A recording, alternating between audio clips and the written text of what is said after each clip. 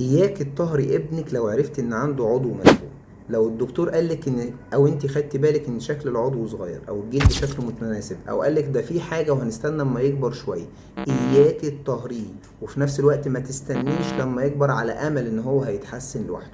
هنا مشاكل العضو المدفون لازم تتعالج اثناء عمليه الطهاره، ما بنأجلهاش وفي نفس الوقت ما بنعملهاش وخلاص. اطفال كتير عندهم مشكله اتطهروا طهارة عادية وبعد كده نكتشف ان ما عادش فيه جلد، العضو مدفون، الطفل فيه انحناء، لا قدر الله حصل اصابة في مجرى البول والطفل بقى بيجيب من فتحتين، لا قدر الله حصل اصابة في العضو نفسه.